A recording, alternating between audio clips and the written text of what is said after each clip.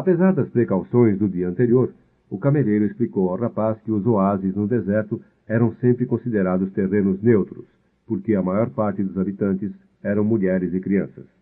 E haviam oásis tanto de um lado como de outro. Assim, os guerreiros iam lutar nas areias do deserto e deixavam os oásis como cidades de refúgio. O líder da caravana reuniu todos com uma certa dificuldade e começou a dar as instruções. Iam permanecer ali até que a guerra entre os clãs tivesse terminado. Como eram visitantes, deviam compartilhar as tendas com habitantes do oásis, que lhes dariam seus melhores lugares. Era a hospitalidade da lei. Depois pediu que todos, inclusive seus próprios sentinelas, entregassem as armas aos homens indicados pelos chefes tribais. São as regras da guerra, explicou o líder da caravana.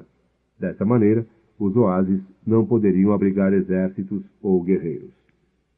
Para a surpresa do rapaz, o inglês tirou de seu casaco um revólver cromado e entregou ao homem que recolhia as armas. — Para que um revólver? — perguntou. — Para aprender a confiar nos homens, respondeu o inglês. Estava contente por haver chegado ao final de sua busca. O rapaz, porém, pensava em seu tesouro. Quanto mais perto ele ficava de seu sonho, mais as coisas se tornavam difíceis. Não funcionava mais aquilo que o velho rei havia chamado de sorte de principiante. O que funcionava, sabia ele, era o teste da persistência e da coragem de quem busca sua lenda pessoal. Por isso ele não podia se apressar nem ficar impaciente. Se agisse assim, ia terminar sem ver os sinais que Deus havia posto no seu caminho. Deus colocou no meu caminho, pensou o rapaz, surpreso consigo mesmo. Até aquele momento, considerava os sinais como uma coisa do mundo, algo como comer ou dormir, algo como procurar um amor ou conseguir um emprego. Nunca tinha pensado que esta era uma linguagem que Deus estava usando para mostrar-lhe o que devia fazer. Não fique impaciente, repetiu o rapaz para si mesmo. Como disse o cameleiro, coma na hora de comer e caminhe na hora de caminhar. No primeiro dia, todos dormiram de cansaço, inclusive o inglês. O rapaz havia ficado longe dele, numa tenda com outros 5 rapazes da idade quase igual à sua. Eram gente do deserto e queriam saber histórias das grandes cidades. O rapaz falou de sua vida como pastor e ia começar a contar sua experiência na loja de cristais quando o inglês entrou na tenda. Procurei-o a manhã inteira, disse enquanto carregava o rapaz para fora. Preciso que me ajude a descobrir onde mora o alquimista. Primeiro os dois tentaram encontrar sozinhos. Um alquimista devia viver de maneira diferente das outras pessoas do oásis, e em sua tenda era muito provável que um forno estivesse sempre aceso. Andaram bastante, até ficarem convencidos que o oásis era muito maior do que podiam imaginar, e com muitas centenas de tendas. Perdemos quase o dia inteiro, disse o inglês, sentando-se com o rapaz perto de um dos poços do oásis. Talvez seja melhor perguntarmos, disse o rapaz. O inglês não queria contar aos outros sua presença no oásis e ficou bastante indeciso. Mas acabou concordando e pediu ao rapaz que falava melhor o árabe para fazer isto. O rapaz se aproximou de uma mulher que havia chegado no poço para encher de água um saco de pele de carneiro. Boa tarde, senhora. Gostaria de saber onde vive um alquimista neste oásis? Perguntou o rapaz. A mulher disse que jamais havia ouvido falar disso e foi imediatamente embora. Antes, porém, avisou ao rapaz que não deveria conversar com mulheres vestidas de preto, porque eram mulheres casadas. Ele tinha que respeitar a tradição. O inglês ficou decepcionadíssimo. Tinha feito toda a sua viagem por nada. O rapaz também ficou triste. Seu companheiro também estava em busca de sua lenda pessoal. E quando alguém faz isto, o universo todo se esforça para que a pessoa consiga o que deseja, dissera o velho rei. Ele não podia estar enganado. Eu nunca tinha ouvido falar antes de alquimistas, disse o rapaz. Senão tentaria ajudá-lo. Alguma coisa brilhou nos olhos do inglês. É isto? Talvez ninguém aqui saiba o que é um alquimista? Pergunte pelo homem que cura todas as doenças da aldeia. Várias mulheres vestidas de preto vieram buscar água no poço, e o rapaz não conversou com elas, por mais que o inglês insistisse, até que um homem se aproximou. Conhece alguém que cura as doenças da aldeia? Perguntou o rapaz. Alá cura todas as doenças, disse o homem, visivelmente apavorado com os estrangeiros. Vocês estão em busca de bruxos. E depois de dizer alguns versículos do Alcorão, seguiu seu caminho. Um outro homem se aproximou. Era mais velho e trazia apenas um pequeno balde. O rapaz repetiu a pergunta. Por que vocês querem conhecer este tipo de homem? Respondeu o árabe com outra pergunta. Porque meu amigo viajou muitos meses para encontrá-lo, disse o rapaz. Se este homem existe no oásis, deve ser muito poderoso, disse o velho, depois de pensar por alguns instantes. Nem os chefes tribais conseguiriam vê-lo quando precisam, só quando ele assim determinasse. Esperem o final da guerra e então partam com a caravana. Não procurem entrar na vida do oásis, concluiu se afastando. Mas o inglês ficou exultante. Estavam na pista certa. Finalmente surgiu uma moça que não estava vestida de negro. Trazia um cântaro no ombro e a cabeça coberta com um véu, mas tinha o rosto descoberto. O rapaz aproximou-se para perguntar sobre o alquimista. Então foi como se o tempo parasse e a alma do mundo surgisse com toda a força diante do rapaz. Quando ele olhou seus olhos negros, seus lábios indecisos entre um sorriso e o silêncio, ele entendeu a parte mais importante e mais sábia da linguagem que o mundo falava, e que todas as pessoas da terra eram capazes de entender em seus corações. E isto era chamado de amor, uma coisa mais antiga que os homens e que o próprio deserto, e que, no entanto, ressurgia sempre com a mesma força, onde quer que dois pares de olhos se cruzassem, como se cruzaram aqueles dois pares de olhos diante de um poço. Os lábios finalmente resolveram dar um sorriso, e aquilo era um sinal. O sinal que ele esperou sem saber durante tanto tempo em sua vida, que tinha buscado nas ovelhas e nos livros, nos cristais e no silêncio do deserto. Ali estava a pura linguagem do mundo, sem explicações, porque o universo não precisava de explicações para continuar seu caminho no espaço sem fim. Tudo o que o rapaz entendia naquele momento era que estava diante da mulher de sua vida, e sem nenhuma necessidade de palavras, ela devia saber disto também.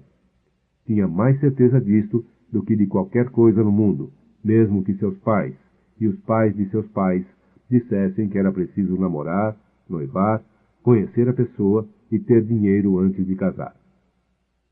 Quem dizia isto, talvez jamais tivesse conhecido a linguagem universal, porque quando se mergulha nela, é fácil entender que sempre existe no mundo uma pessoa que espera a outra, seja no meio de um deserto, seja no meio das grandes cidades.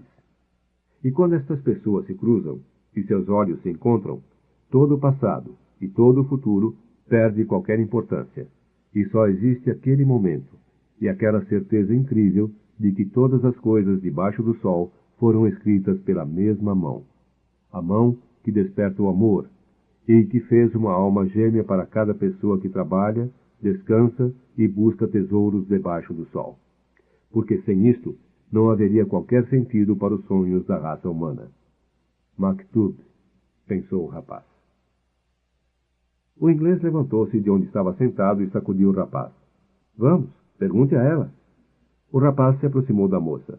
Ela tornou a sorrir. Ele sorriu também. Como você se chama? Perguntou. Me chamo Fátima, disse a moça, olhando para o chão. É um nome que algumas mulheres têm na terra de onde venho? É o nome da filha do profeta, disse Fátima. Os guerreiros os levaram para lá. A moça delicada falava de guerreiros com orgulho.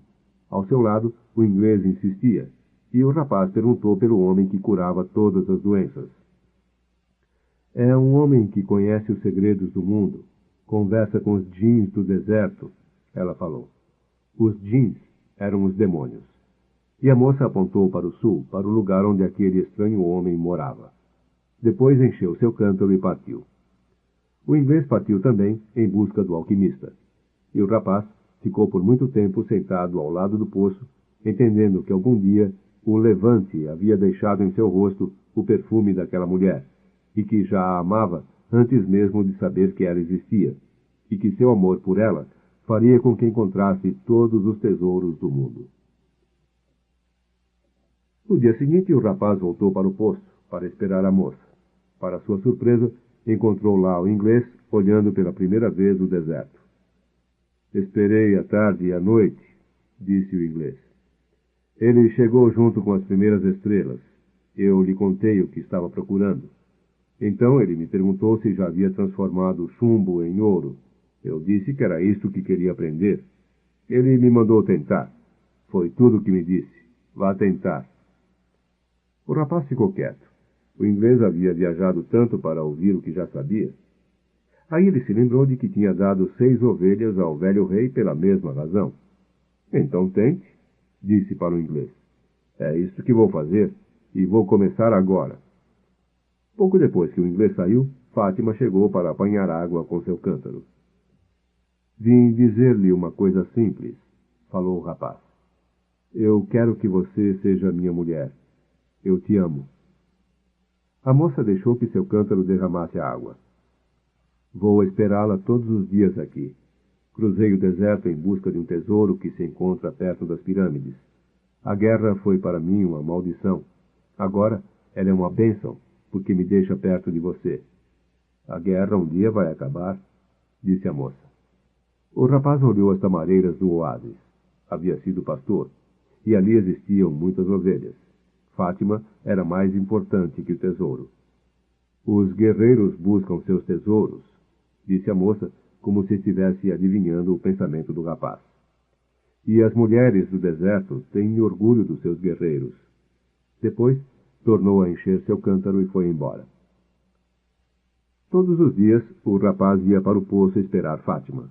Contou-lhe de sua vida de pastor, do rei, da loja de cristais. Ficaram amigos, e com exceção de 15 minutos que passava com ela, o resto do dia custava infinitamente a passar. Quando já estava há quase um mês no oásis, o líder da caravana convocou a todos para uma reunião. Não sabemos quando a guerra vai acabar e não podemos seguir viagem, disse. Os combates devem durar por muito tempo, talvez muitos anos. Existem guerreiros fortes e valentes de ambos os lados, e existe a honra de combater em ambos os exércitos. Não é uma guerra entre bons e maus. É uma guerra entre forças que lutam pelo mesmo poder. E quando este tipo de batalha começa, demora mais que as outras, porque Alá está dos dois lados. As pessoas se dispersaram. O rapaz tornou a encontrar-se com Fátima aquela tarde e contou da reunião. No segundo dia que nos encontramos, disse Fátima, você me falou do seu amor. Depois me ensinou coisas belas, como a linguagem e a alma do mundo. Tudo isto me faz aos poucos ser parte de você.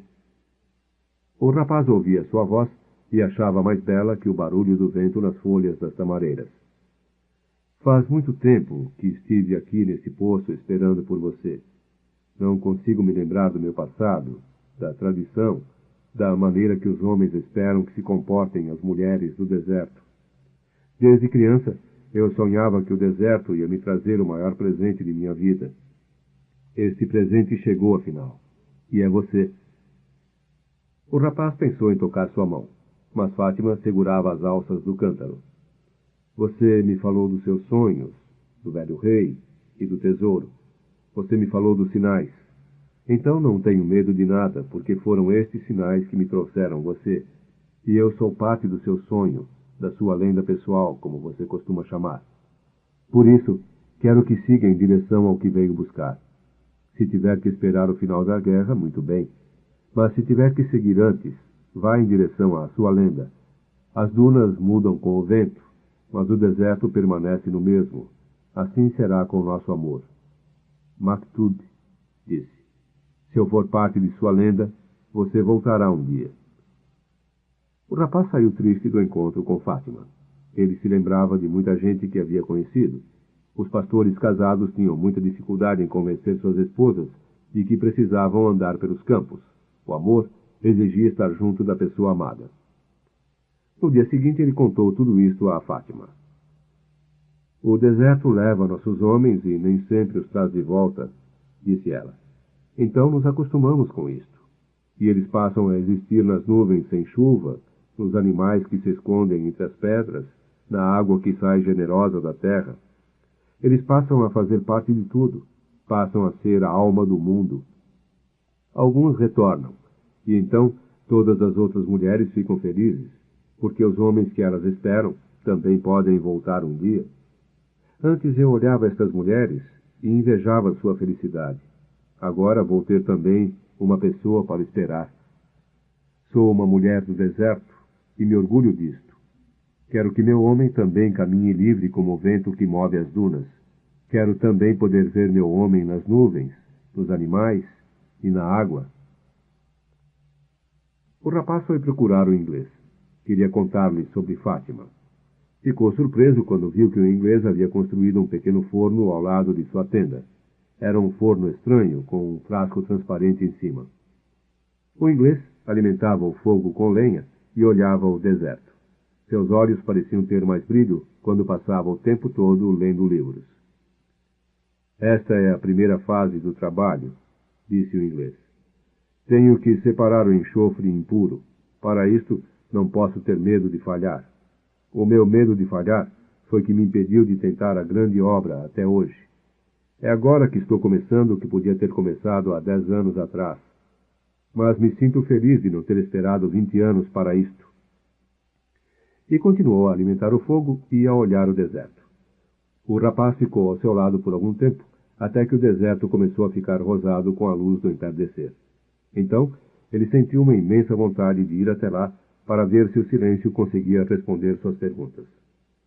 Caminhou sem destino por algum tempo, mantendo as tamareiras do oásis ao alcance de seus olhos. Escutava o vento e sentia as pedras sob seus pés. Às vezes, encontrava alguma concha, e sabia que aquele deserto, num tempo remoto, havia sido um grande mar. Depois sentou-se numa pedra e deixou-se hipnotizar pelo horizonte que existia na sua frente. Não conseguia entender o amor sem o sentimento de posse. Mas Fátima era uma mulher do deserto, e se alguém podia lhe ensinar isto, era o deserto. Ficou assim, sem pensar em nada, até que pressentiu um movimento sobre sua cabeça. Olhando para o céu, viu que eram 2 gaviões voando muito alto. O rapaz começou a olhar os gaviões e os desenhos que eles faziam no céu. Parecia uma coisa desordenada, entretanto tinham algum sentido para o rapaz. Apenas não conseguia compreender seu significado.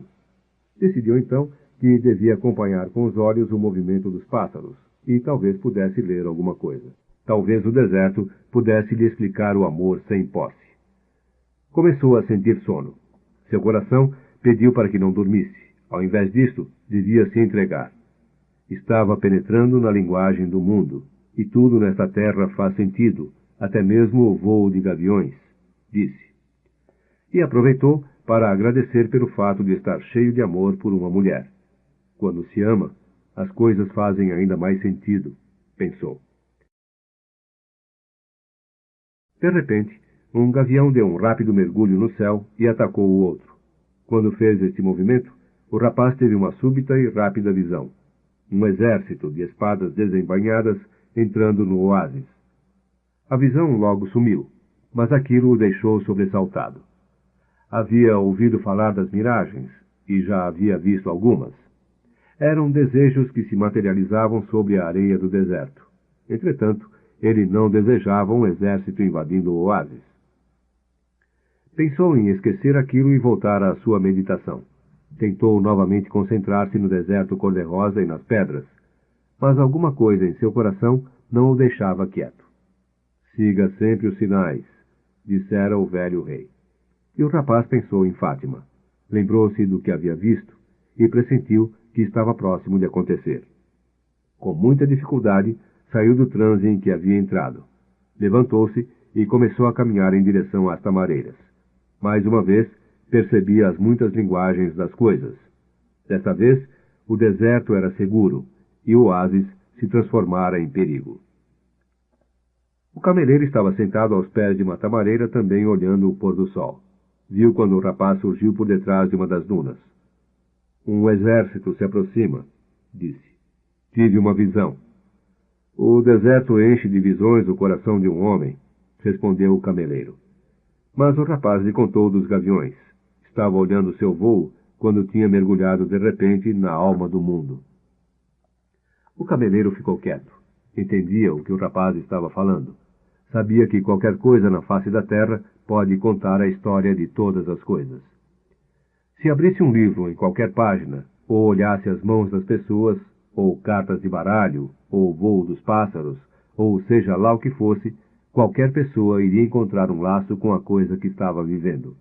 Na verdade, não eram as coisas que mostravam nada. Eram as pessoas que, olhando para as coisas, descobriam a maneira de penetrar na alma do mundo. O deserto estava cheio de homens que ganhavam a vida porque podiam penetrar com facilidade na alma do mundo. Eram conhecidos por adivinhos e temidos por mulheres e velhos.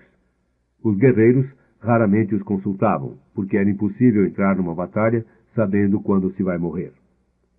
Os guerreiros preferiam o sabor da luta e a emoção do desconhecido. O futuro havia sido escrito por Alá, e o que quer que ele tivesse escrito era sempre para o bem do homem. Então, os guerreiros viviam apenas o presente, porque o presente era cheio de surpresas, e eles tinham que prestar atenção em muitas coisas. Onde estava a espada do inimigo? Onde estava seu cavalo? Qual o próximo golpe que devia desferir para salvar a sua vida? O cameleiro não era guerreiro e já havia consultado alguns adivinhos. Muitos disseram coisas certas, outros disseram coisas erradas.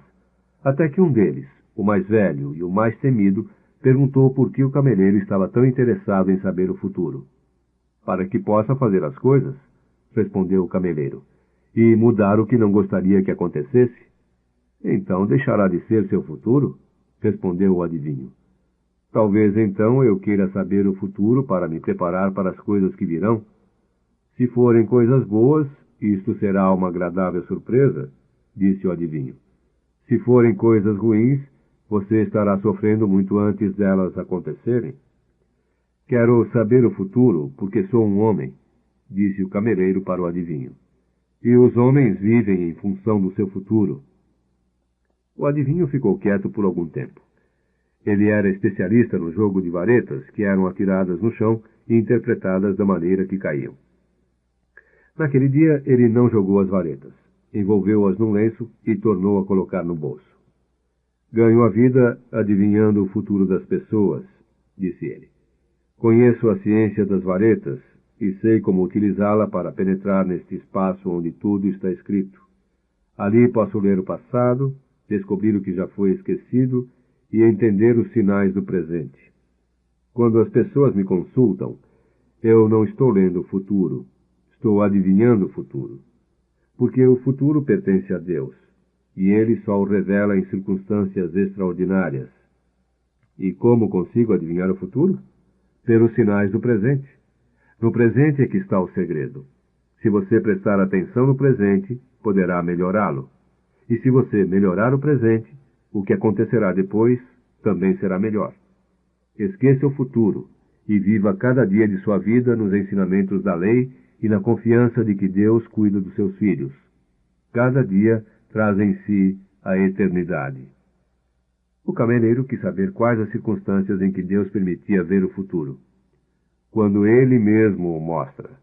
E Deus mostra o futuro raramente, e por uma única razão. É um futuro que foi escrito para ser mudado. Deus tinha mostrado um futuro ao rapaz, pensou o cameleiro, porque queria que o rapaz fosse o seu instrumento. Vá falar com os chefes tribais, disse o cameleiro. Conte dos guerreiros que se aproximam. Eles vão rir de mim. São homens do deserto, e os homens do deserto estão acostumados com os sinais. Então já devem saber. Não estão preocupados com isto. Acreditam que se tiverem que saber algo que Alá deseje lhe contar, alguma pessoa lhes dirá isto. Já aconteceu muitas vezes antes, mas hoje esta pessoa é você. O rapaz pensou em Fátima e resolveu ir ver os chefes tribais. Trago os sinais do deserto, disse ao guarda que ficava na porta da imensa tenda branca no centro do oásis. Quero ver os chefes. O guarda não disse nada. Entrou e demorou-se muito lá dentro. Depois saiu com um árabe jovem, vestido de branco e ouro. O rapaz contou ao jovem o que havia visto. Ele pediu que esperasse um pouco e tornou a entrar. A noite caiu. Entraram e saíram vários árabes e mercadores. Aos poucos, as fogueiras foram se apagando, e o oásis começou a ficar tão silencioso como o deserto. Só a luz da grande tenda continuava acesa. Durante todo este tempo, o rapaz pensava em Fátima, ainda sem entender a conversa daquela tarde. Finalmente, depois de muitas horas de espera, o guarda mandou que o rapaz entrasse. O que viu deixou-o extasiado. Nunca poderia imaginar que no meio do deserto existisse uma tenda como aquela. O chão estava coberto com os mais belos tapetes que já havia pisado, e do teto pendiam lustres de metal amarelo trabalhado, coberto de velas acesas. Os chefes tribais estavam sentados no fundo da tenda, em semicírculo, descansando seus braços e pernas em almofadas de seda com ricos bordados. Criados entravam e saíam com bandejas de prata cheias de especiarias e chá. Alguns se encarregavam de manter acesas as brasas dos narguilés. Um suave perfume de fumo enchia o ambiente. Haviam 8 chefes, mas o rapaz logo percebeu quem era o mais importante. Um árabe vestido de branco e ouro, sentado no centro do semicírculo. Ao seu lado estava o jovem árabe com quem tinha conversado antes. Quem é o estrangeiro que fala de sinais? Perguntou um dos chefes, olhando para ele. Eu sou, respondeu, e contou o que havia visto.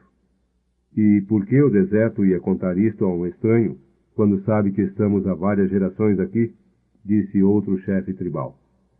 Porque meus olhos ainda não se acostumaram com o deserto, respondeu o rapaz.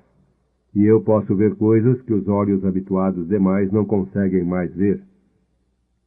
É porque eu sei da alma do mundo, pensou consigo mesmo. Mas não falou nada, porque os árabes não acreditam nessas coisas. O oásis é um terreno neutro. Ninguém ataca um oásis, disse um terceiro chefe. Eu conto apenas o que vi. Se não quiserem acreditar, não façam nada. Um completo silêncio abateu-se sobre a tenda, seguido de uma exaltada conversa entre os chefes tribais.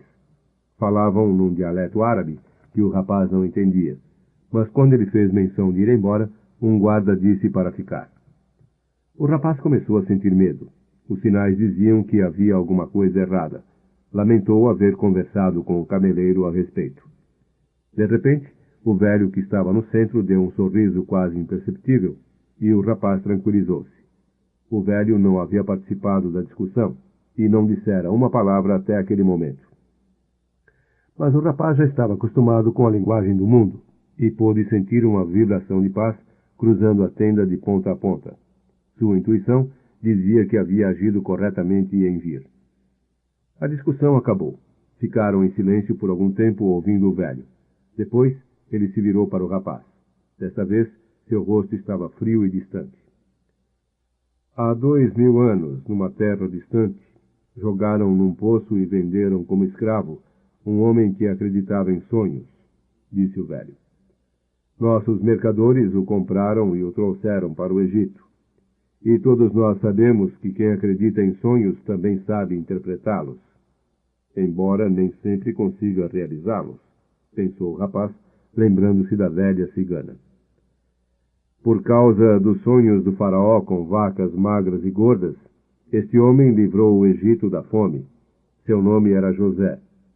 Era também um estrangeiro numa terra estrangeira, como você, e devia ter mais ou menos a sua idade. O silêncio continuou. Os olhos do velho se mantinham frios. Sempre seguimos a tradição. A tradição salvou o Egito da fome naquela época e o fez o mais rico entre os povos. A tradição ensina como os homens devem atravessar o deserto e casar suas filhas. A tradição diz que um oásis é um terreno neutro porque ambos os lados têm oásis e são vulneráveis. Ninguém disse qualquer palavra enquanto o velho falava. Mas a tradição diz também para acreditarmos nas mensagens do deserto. Tudo o que sabemos foi o deserto que nos ensinou. O velho fez um sinal e todos os árabes se levantaram.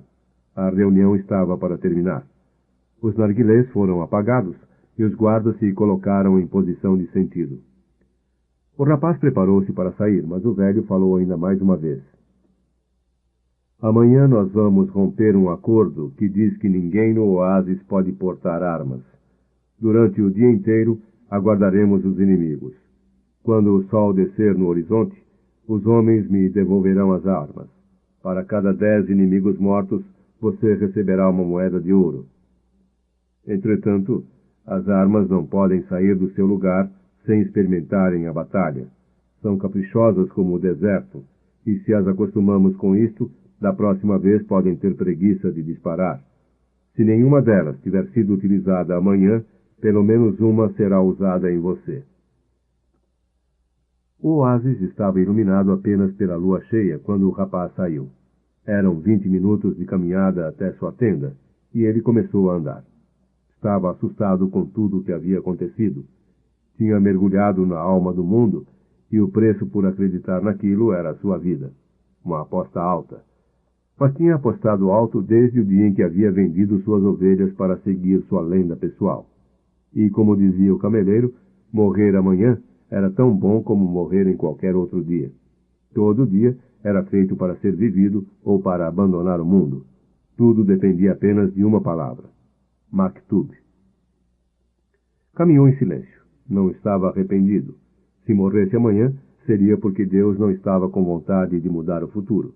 Mas teria morrido depois de haver cruzado o estreito, trabalhado em uma loja de cristais, conhecido o silêncio do deserto e os olhos de Fátima.